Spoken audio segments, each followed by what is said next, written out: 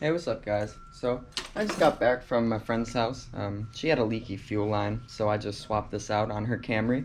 That won't be part of this video, but I'm gonna upload a little how-to on how to fix it. It doesn't really pertain to anything I got going on in here, but it's, you know, a lot of people who aren't into cars drive Toyota Camrys, so it's pretty universal knowledge in terms of how you can fix smelling fuel in your cabin. So, yeah, I'm just gonna upload that in the next few days. You'll see that pop up. It'll be there. But yeah, so it's Friday. It's really, really nice outside. It's like 80 degrees, 85 degrees. I'm going to start popping all the wire harness stuff off this MR2 so I can get it prepped to pull. Because depending on how much we can get done, it's a possibility we might pull it today. So I'm gonna get started on that.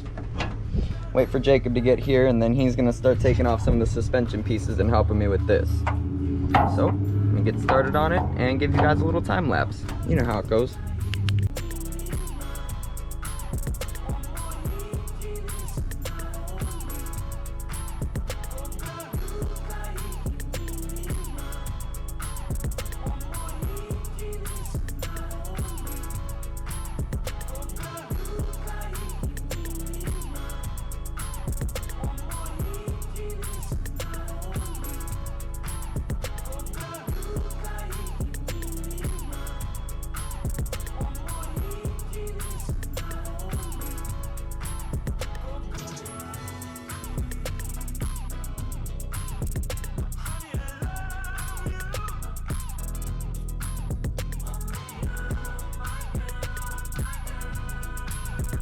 Alright, might be a little dirty, but that is because I've been messing with this for the last 2 hours. So I got the wire harness all out of this area. As you can see, I pulled out the intake manifold. The last wire on the wire harness that's connected is the power wire to the starter. It's a really thick wire, so I'm gonna get down there, pull off the AC pump, move that out of the way, pull off the starter, get that unplugged, get the harness out of the way, and then get it prepped to pull out. Because by the time Jacob gets here, this thing's probably gonna be ready to come out. So that's what's gonna happen. All right, so I'm really dirty. It doesn't even look like I have tattoos anymore. They disappeared in the grease. My face is really dirty, but the AC pump is out. It was covered in oil. I'm gonna run over to my friend's house real quick, over to Josh's house, check some stuff out on the S13. Jacob's gonna pull off the main starter harness wire so we can have the starter, or so we can have the harness disconnected, and he's gonna pull off the alternator. And then when I get back, I'm going to prepare to pull this thing out because I'm excited. All right, exhaust manifold's out, axles are out, the whole exhaust itself is out, all the coolant lines are off, the fuel lines are off. So tomorrow morning, we're going to pull the engine out, and then we're gonna drive to Deltona and pick up a transmission for this one, because this manual transmission is going in this one, and I need a manual transmission for this one. So we're gonna grab that, get the car undone, and then catch up with you guys. All right, so I spent the last hour, 2 hours, 3 hours, however long, trying to figure out how to wire up this S13 sending unit in this S12. I think I got it though. Go ahead and fire it up.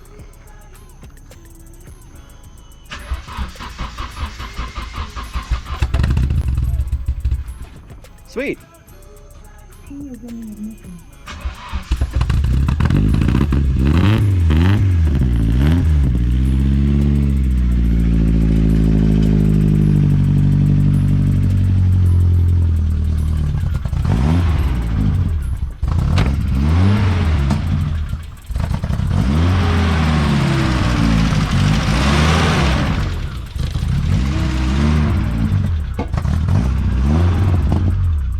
So recently, my friend Tiffany had a problem with her 200SX S12.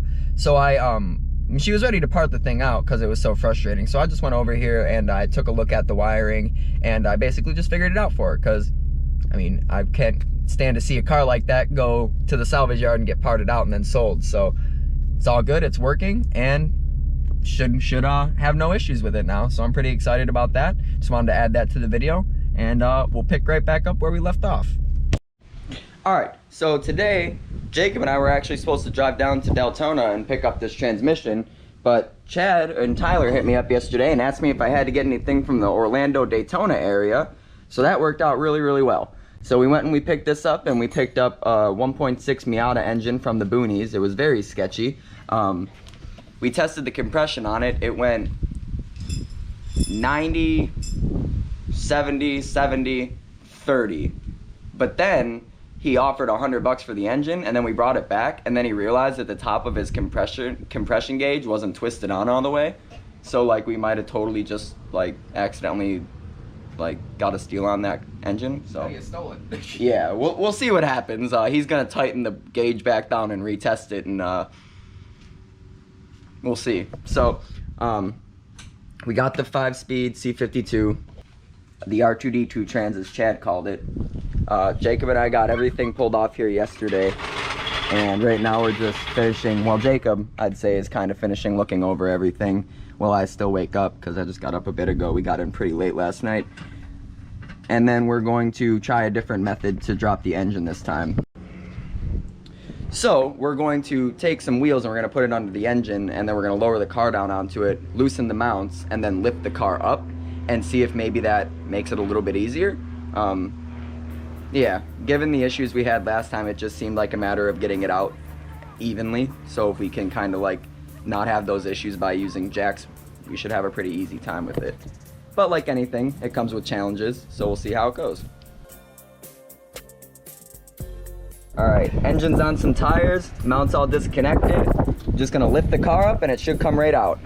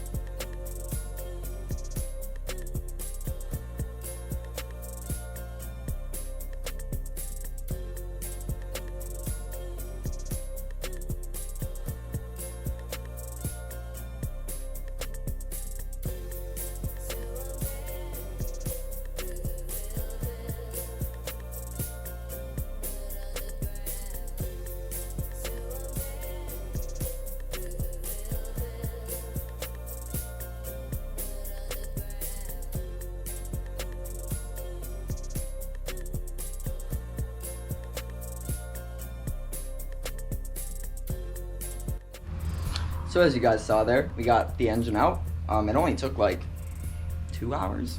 We learned a lot from the first one and applied it to the second one, and it made things a lot easier. So we got the transmission pulled off, got the engine up on the engine stand. Basically what the plan with this is to just refresh all the gaskets, new cam seals, new front crank seal, new rear main seal, oil pan gasket.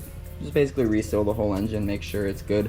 I'm probably going to pull off these valve covers here and strip them off and clear coat them and put some colors on the letters for Jacob, just because I enjoy doing that kind of stuff. But yeah, this is the transmission I picked up last night. As you can see, it's exactly the same as his transmission, so we're hoping that it is the C52 and then we're not going to have any issues with fifth gear pop out when I get my engine back built and put into the white MR2.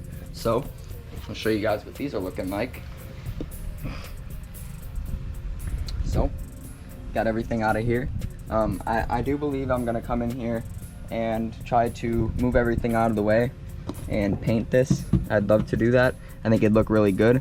I understand that the white is like an 89 exclusive thing where they like match the door handles to the paint and all that stuff, but white just doesn't really cut it for me. So I'm probably going to do something pretty nice in here and then paint the car itself as well. I do have a lot of stuff on the car I need to try to work out, like this rust hole is pretty bad. All along here is pretty bad. There's some holes under the side skirt. It's not the best in terms of like rust and stuff like that, so there is going to be work that has to be done to try to fix that up, like you see here. So I'm not really sure what route I'm gonna have to take to like deal with stuff like that. I'm just gonna have to, you know, do what I always do research and then try to apply it the best I can and go from there. But I think with what I learned on the 240 in terms of painting, I'll be able to set myself up a lot better for this car. And then considering the size of it, it should be a lot easier, and it'll be a lot quicker of a paint job because the 240 is pretty long compared to this. So yeah, I'm probably going to wait until this MR2 is running to start digging into this in terms of like paint stuff, because I want to have as much room as I can. But yeah, we got everything out. That's the exciting part.